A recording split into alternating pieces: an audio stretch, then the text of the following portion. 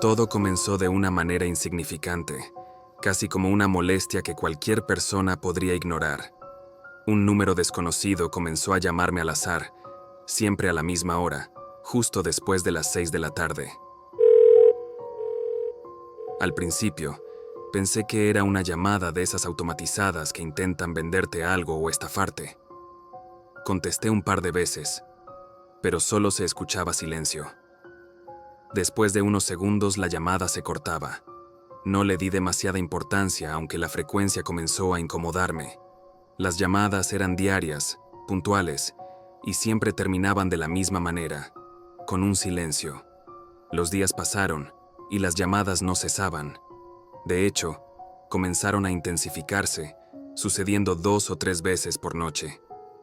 Ya me estaba empezando a sentir molesto, pero lo que realmente me inquietó fue una llamada en particular. Esa noche, como de costumbre, vi que el número desconocido aparecía en mi pantalla. Estaba a punto de ignorarla cuando por alguna razón decidí contestar. Lo que escuché esta vez no fue silencio, sino una respiración lenta y pesada. Me quedé inmóvil por un segundo, escuchando el sonido irregular, y luego colgué rápidamente. Mi corazón latía con fuerza, pero intenté racionalizarlo. Debe ser alguna broma de mal gusto, pensé. Pero la realidad era que algo no se sentía bien. Después de esa llamada, el comportamiento cambió. Ahora, cuando contestaba, la respiración siempre estaba allí, pero más cerca, como si la persona al otro lado de la línea estuviera cada vez más cerca de mí. Ya no podía ignorarlo. Comencé a bloquear los números, pero el acosador siempre encontraba la forma de llamarme desde otro número, uno que nunca había visto antes. No había descanso. Una noche, tras otro día lleno de llamadas inquietantes, decidí investigar un poco. Revisé mi cuenta en las redes sociales, tratando de recordar si había compartido algo que pudiera haber llamado la atención de alguien. No encontré nada fuera de lo común, pero al revisar mis mensajes privados, vi algo que me dejó helado. Había un mensaje de un perfil sin foto y sin información. El mensaje solo decía: sé dónde vives. Sentí un escalofrío recorrerme el cuerpo. Bloqueé inmediatamente el perfil, pero no pude dormir esa noche. Me levanté varias veces, revisando las ventanas y puertas de mi casa, para asegurarme de que todo estaba cerrado. Pensé en llamar a la policía, pero no tenía pruebas tangibles, solo un mensaje inquietante y llamadas desde números desconocidos. Los días siguientes fueron extraños. Ya no recibía tantas llamadas, pero la sensación de estar siendo observado no desaparecía. Empecé a notar cosas fuera de lugar. Una vez, encontré las macetas del jardín movidas. Otra vez, vi huellas en la nieve frente a mi casa, justo bajo la ventana de la sala. Mi paranoia comenzó a crecer. Sentía que alguien estaba rondando mi casa, mirándome, acechando, esperando un momento oportuno. Finalmente, una tarde decidí instalar una cámara de seguridad en la entrada. Lo que capté en esa cámara fue algo que nunca podré olvidar. La primera noche no registró nada extraño, solo la calle tranquila. Pero la segunda noche, a eso de las 3 de la madrugada, la cámara captó movimiento. Un hombre, vestido con un abrigo largo y un sombrero, se acercó lentamente a mi puerta. No tocó el timbre, no intentó entrar, simplemente se quedó allí, parado, mirando fijamente la puerta durante varios minutos. Luego, sin más, se dio la vuelta y desapareció en la oscuridad. Mi corazón latía con fuerza mientras veía la grabación. Reconocí ese abrigo. Lo había visto antes. Era el mismo hombre que había estado en la cafetería de la esquina la semana pasada, el mismo que se había sentado en la mesa de al lado, mirándome de reojo mientras tomaba un café. En ese momento, no le había dado importancia, pero ahora todo encajaba. Esa misma noche, llamé a la policía y les mostré la grabación. Me prometieron que investigarían, pero no tenían mucho que hacer con solo un video y mis sospechas. Me sentí impotente. Sabía que no era una simple coincidencia. Este hombre me estaba siguiendo. Lo sabía todo el tiempo. Las llamadas continuaron, aunque ahora no eran tan frecuentes. No me importaba el teléfono. Solo me aterraba la idea de que ese hombre volviera a aparecer en mi puerta. Pasé semanas sin dormir bien, vigilando mi casa como si estuviera esperando que algo terrible sucediera. Pero el hombre nunca regresó. Las llamadas finalmente cesaron, y todo pareció volver a la normalidad. Sin embargo, aún hay noches en las que me despierto de golpe, con la sensación de que alguien está parado al pie de mi cama, observándome en silencio. Y aunque nunca lo volví a ver, no puedo sacudirme la sensación de que ese hombre sigue ahí afuera, esperando el momento oportuno para hacer su próximo movimiento.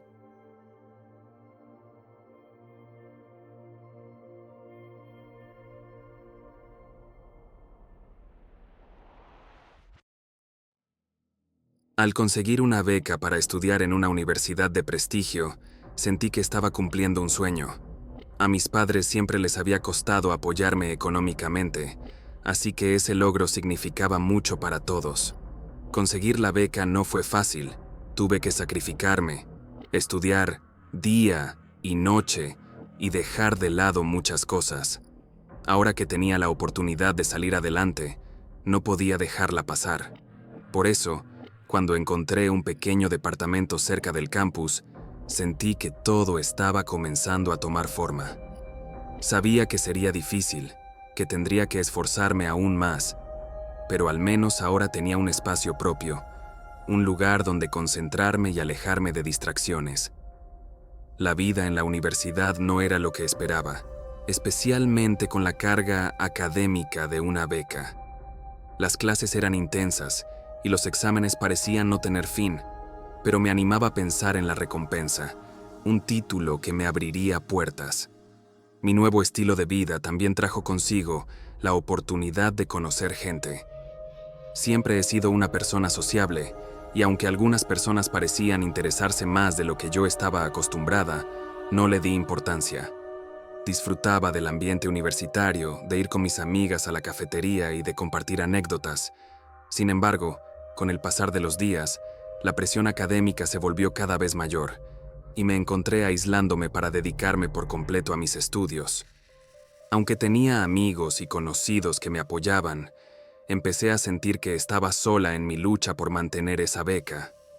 Un día, en medio de una semana particularmente difícil de parciales, recibí un mensaje de texto en mi celular.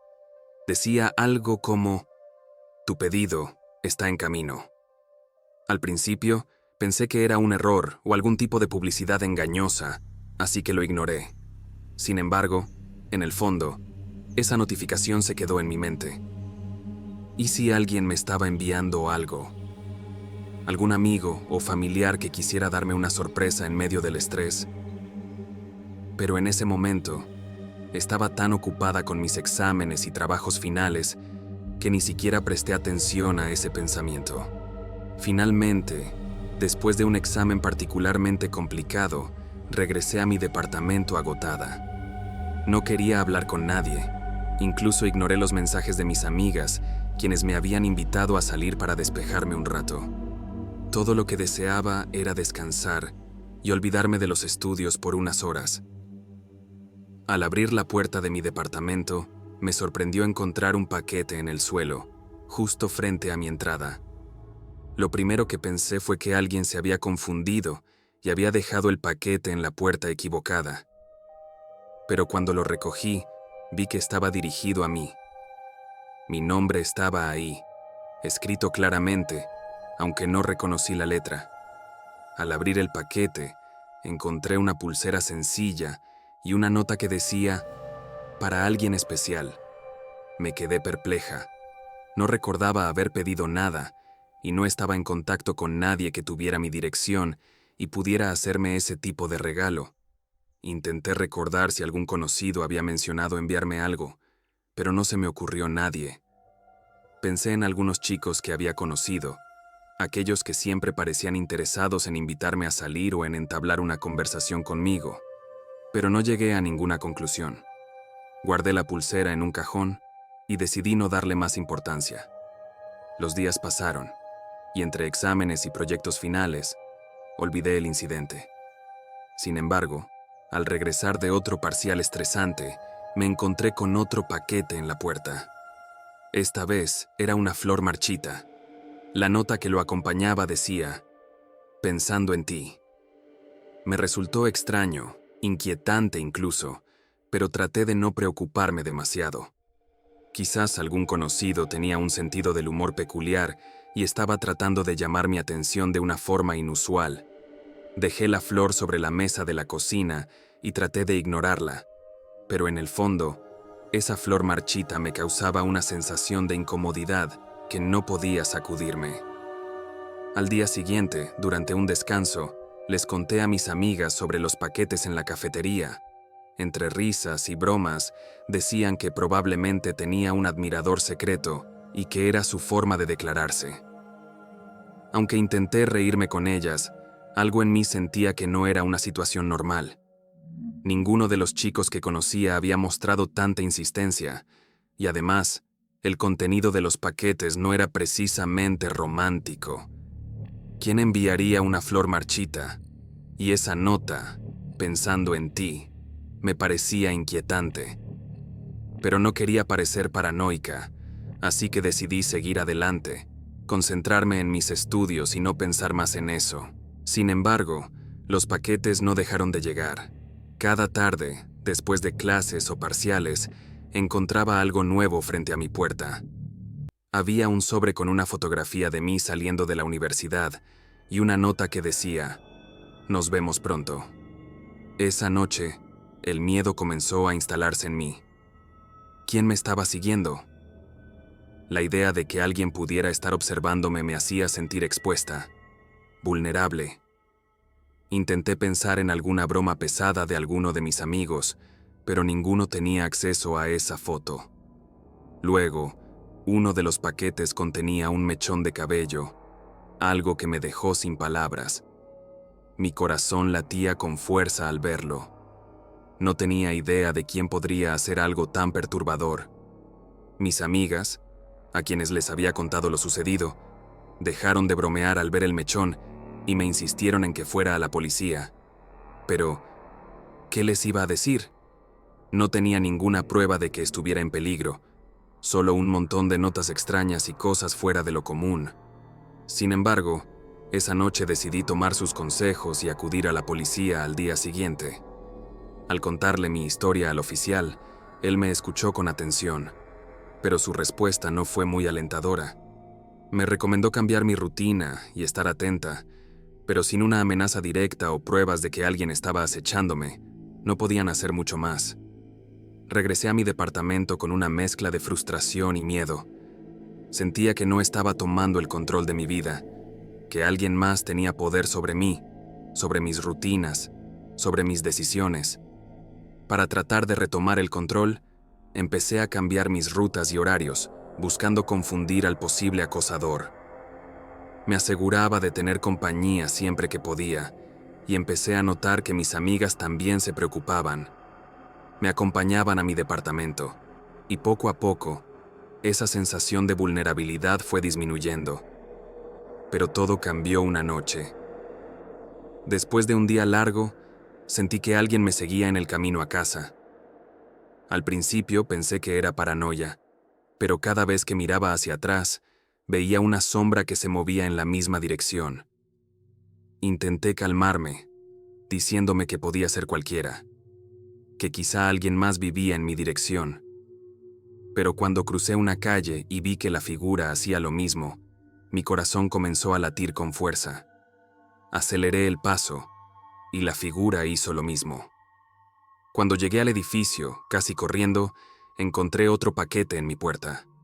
Dentro había un frasco de perfume, el mismo que usaba, y una nota que decía: para que siempre huelas a ti. Esa fue la gota que derramó el vaso. ¿Cómo sabía cuál era mi perfume? Mi mente empezó a imaginar todas las posibilidades, desde algún conocido obsesionado hasta alguien que me había visto alguna vez en la tienda. Decidí que ya no podía seguir ignorando la situación y llamé a la policía. La policía escuchó mi relato con más interés esta vez, pero me dijeron que sin pruebas concretas de quién estaba enviando los paquetes, seguían sin poder hacer mucho. Les pedí que revisaran las cámaras de seguridad del edificio, y aunque prometieron hacerlo, no parecía que les tomaran mucha importancia. Esa noche, apenas pude dormir. Cada ruido en el pasillo me hacía saltar. Imaginaba que alguien estaba allí, detrás de mi puerta, esperando el momento adecuado para acercarse. En los días siguientes, los paquetes cesaron. No volví a encontrar nada en mi puerta, pero el miedo seguía presente. Esa experiencia me cambió. Ahora, cada vez que siento que alguien me observa o veo a alguien caminar demasiado cerca, no puedo evitar recordar esos paquetes, esas notas y esa sensación de vulnerabilidad que se quedó conmigo.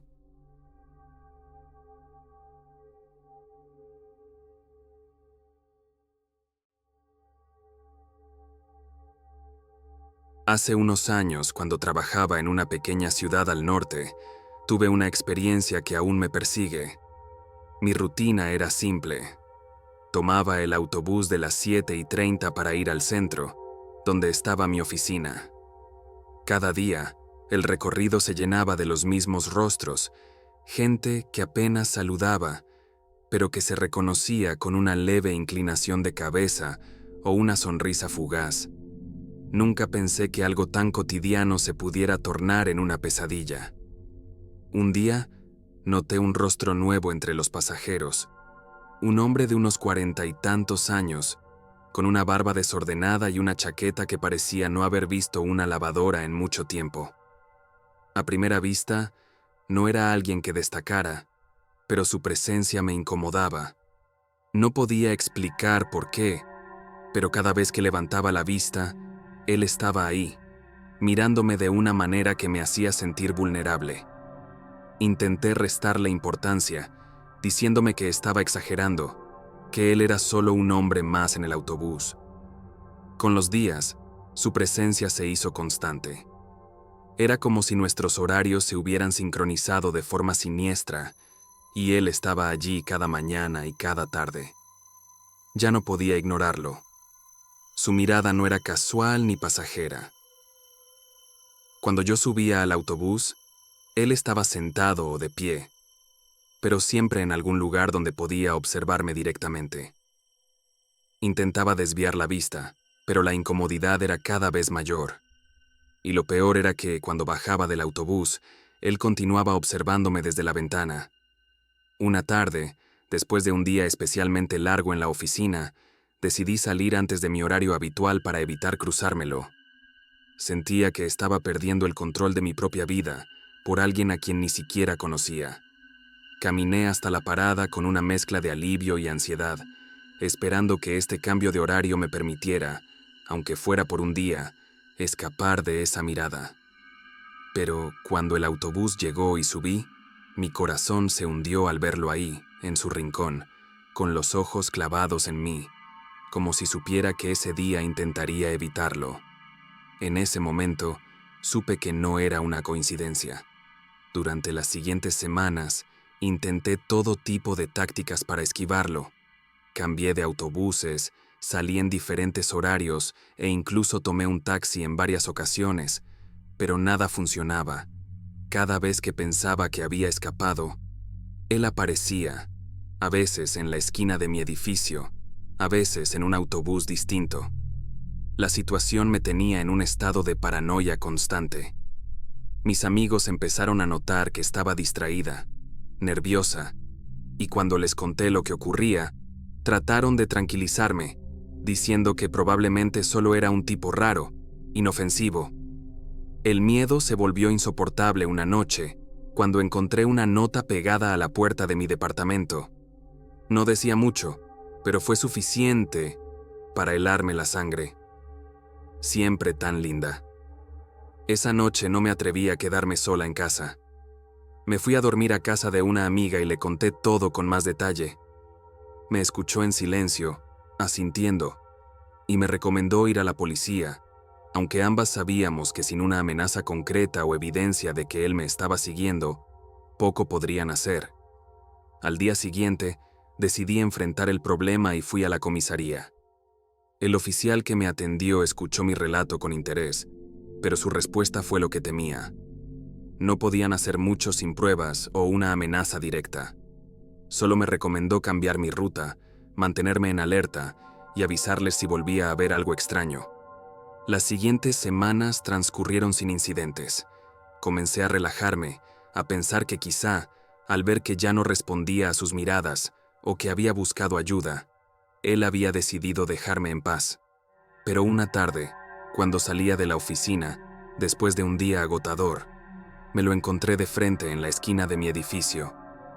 Estaba ahí, parado, mirándome con una expresión indescifrable. Sentí un escalofrío recorrer mi espalda, pero me obligué a mantener la calma y seguir caminando. Al llegar a la puerta me giré y vi que se había desvanecido entre la multitud. Esa noche, revisé cada cerradura de mi departamento, asegurándome de que no había forma de que él pudiera entrar. Desde entonces, cada vez que subo a un autobús o estoy sola en una esquina, no puedo evitar sentir que podría aparecer en cualquier momento. No sé qué fue de él, ni si realmente se fue, pero la paranoia que dejó en mi vida se ha quedado conmigo. Su rostro y esa mirada intensa se quedaron grabados en mi memoria, y aunque trato de decirme que ya pasó, que fue solo una etapa, algo en mí nunca volverá a sentirse completamente seguro.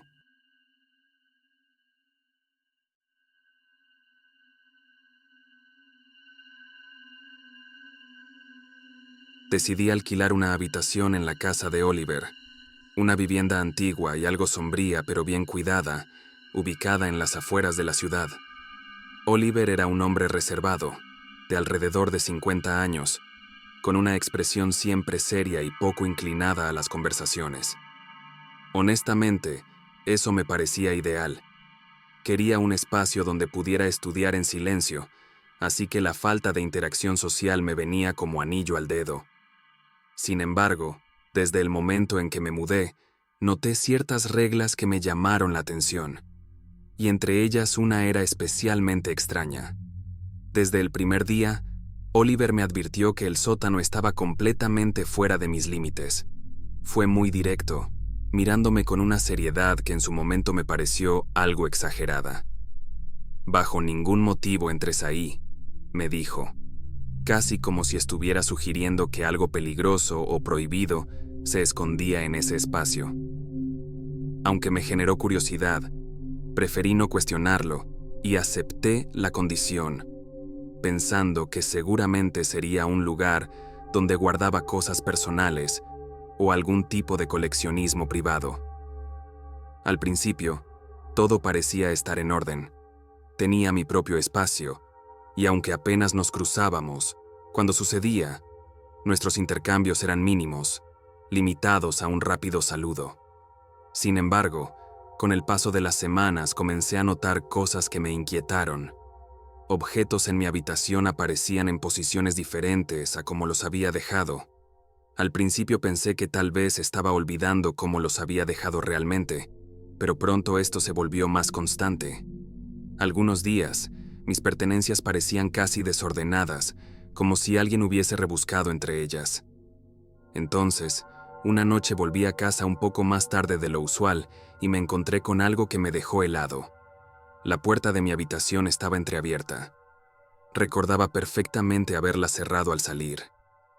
Con el corazón acelerado, entré y revisé si faltaba algo. Aunque no encontré nada fuera de lugar, la incomodidad era intensa, y esa noche apenas logré dormir. A partir de entonces, comencé a sentirme constantemente observado en la casa, como si algo o alguien estuviera prestando atención a cada uno de mis movimientos. A partir de ahí, las cosas se volvieron aún más inquietantes. Algunas noches creía escuchar pasos fuera de mi puerta, pasos suaves y lentos, como si alguien estuviera caminando con cautela por el pasillo.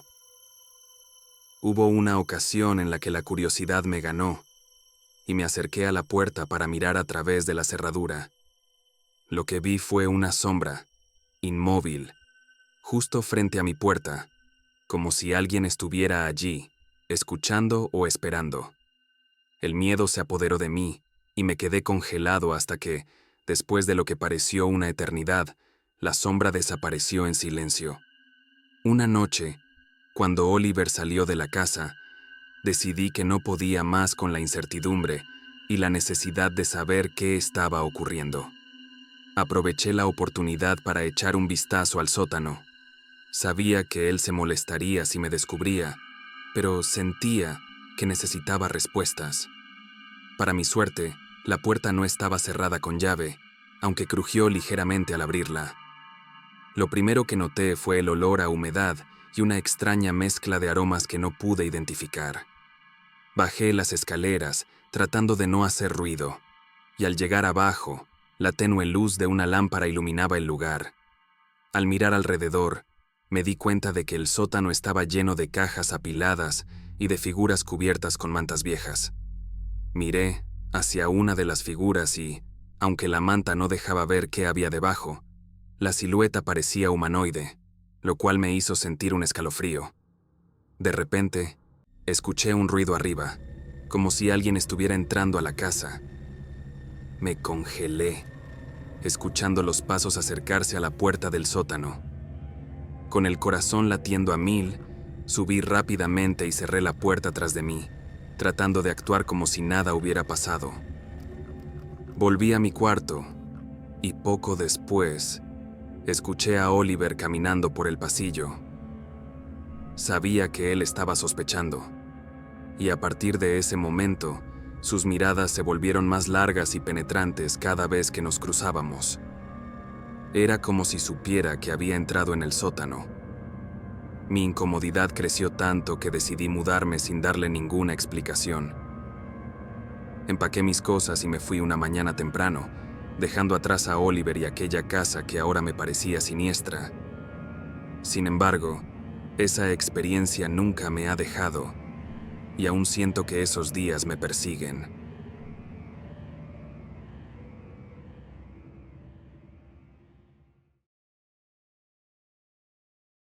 Cuando conseguí una beca para estudiar en una universidad en otra ciudad, la emoción de mudarme solo era enorme.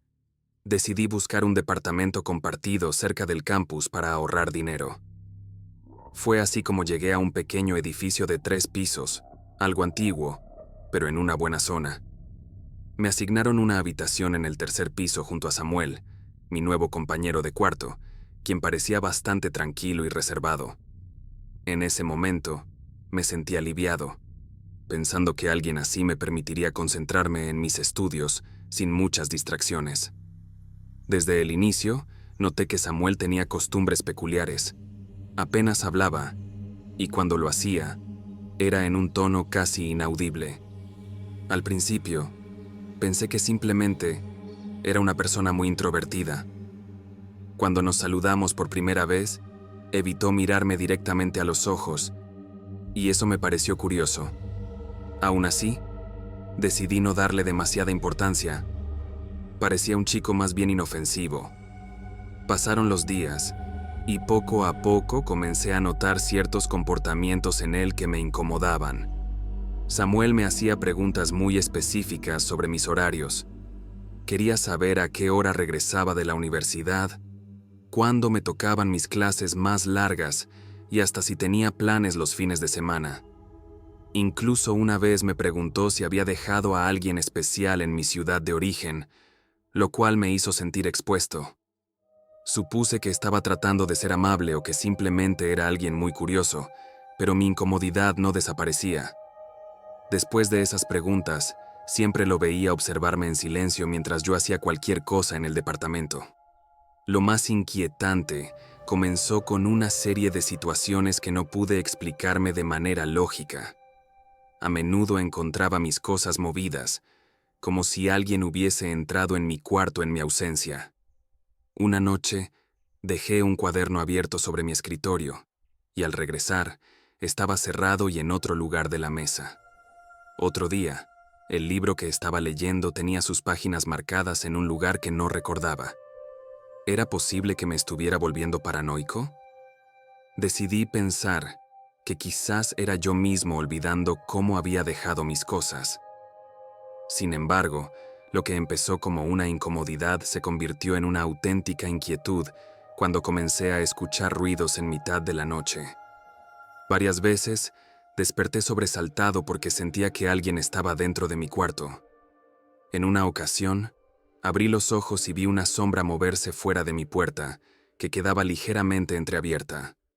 Me levanté rápidamente y revisé, pero no encontré nada. Aún así, la sensación de que alguien me observaba no se iba. Parecía un tipo de miedo irracional, como si fuera solo mi mente jugándome una mala pasada.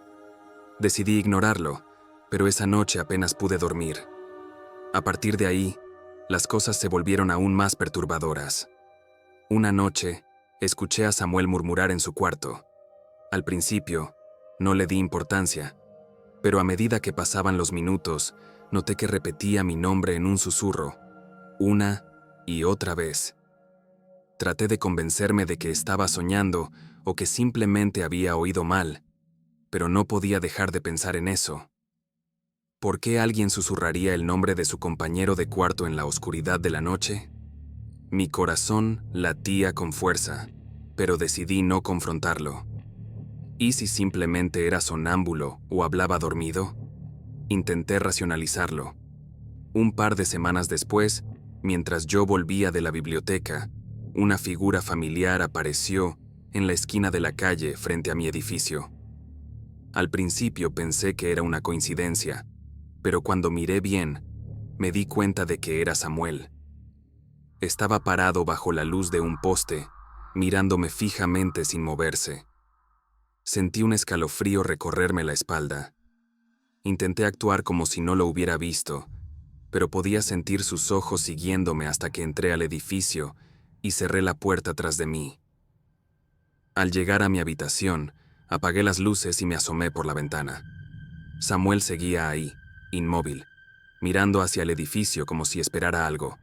Esa misma noche, decidí que necesitaba respuestas. Aproveché un momento en que Samuel salió de casa para ir a comprar y entré en su cuarto.